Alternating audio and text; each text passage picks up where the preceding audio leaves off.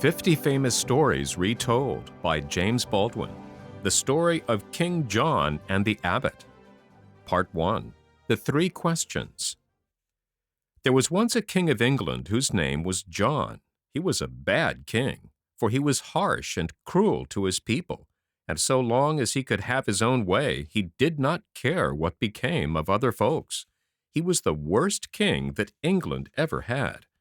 Now there was in the town of Canterbury a rich old abbot who lived in a grand style in a great house called the Abbey. Every day 100 noblemen sat down with him to dine, and 50 brave knights in fine velvet coats and gold chains waited upon him at his table. When King John heard of the way in which the abbot lived, he made up his mind to put a stop to it. So he sent for the old man to come and see him. "How now, my good abbot?" he said.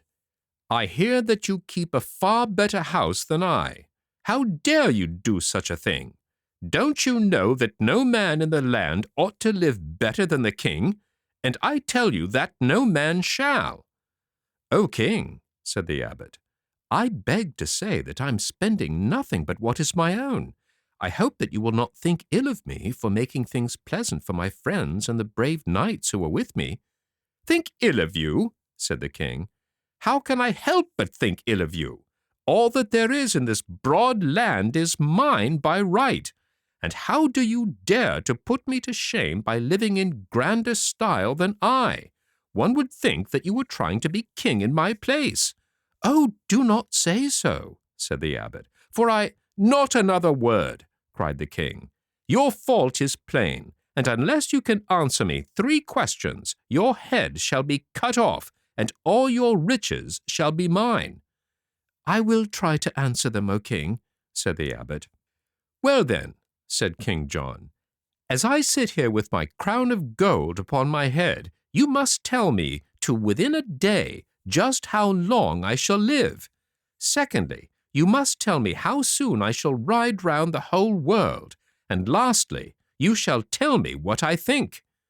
"O king," said the abbot, "these are deep, hard questions, and I cannot answer them just now. But if you will give me 2 weeks to think about them, I will do the best that I can." "2 weeks you shall have," said the king. "But if then you fail to answer me, you shall lose your head, and all your lands shall be mine." The abbot went away very sad and in great fear. He first rode to Oxford. Here was a great school called a university, and he wanted to see if any of the wise professors could help him. But they shook their heads and said that there was nothing about King John in any of their books. Then the abbot rode down to Cambridge, where there was another university, but not one of the teachers in that great school could help him. At last, sad and sorrowful, he rode toward home to bid his friends and his brave knights goodbye, for now he had not a week to live. Part 2. The Three Answers. As the abbot was riding up the lane which led to his grand house, he met his shepherd going to the fields. "Welcome home, good master," cried the shepherd. "What news do you bring us from great King John?" "Sad, sad news," said the abbot, and then he told him all that had happened. Cheer up, good master," said the shepherd. "Have you never yet heard that a fool may teach a wise man wit? I think I can help you out of your trouble." "You help me?" cried the abbot. "How? How?" "Well," answered the shepherd, "you know that everybody says that I look just like you, and that I have sometimes been mistaken for you. So, lend me your servants and your horse and your gown, and I will go up to London and see the king. If nothing else can be done, at least I can die in your place." "My good shepherd," said the abbot, "you are very, very kind, and I have a mind to let you try your plan. But if the worst comes to worst, you shall not die for me. I will die for myself." So the shepherd got ready to go at once. He dressed himself with great care. Over his shepherd's coat he threw the abbot's long gown, and he borrowed the abbot's cap and golden staff. When all was ready, no one in the world would have thought that he was not the great man himself. Then he mounted his horse and with a great train of servants set out for London. Of course, the king did not know him. "Welcome, Sir Abbot," he said. "It is a good thing that you have come back. But, prompt as you are, if you fail to answer my 3 questions, you shall lose your head." "I am ready to answer them, O king," said the shepherd.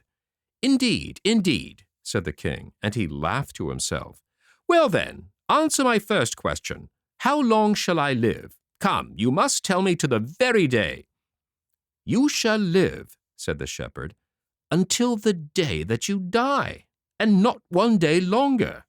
And you shall die when you take your last breath, and not 1 moment before." The king laughed. "You are witty, I see," he said. "But we will let that pass and say that your answer is right. And now tell me how soon I may ride round the world." "You must rise with the sun," said the shepherd. "And you must ride with the sun until it rises again the next morning. As soon as you do that, you will find that you have ridden round the world in 24 hours. The king laughed again. "Indeed," he said, "I did not think that it could be done so soon. You are not only witty, but you are wise, and we will let this answer pass. And now comes my 3rd and last question. What do I think?" "That is an easy question," said the shepherd. "You think that I am the Abbot of Canterbury. But, to tell you the truth, I am only his poor shepherd, and I have come to beg your pardon for him and for me." And with that he threw off his long gown. The king laughed loud and long. "A merry fellow you are," said he, "and you shall be the Abbot of Canterbury in your master's place."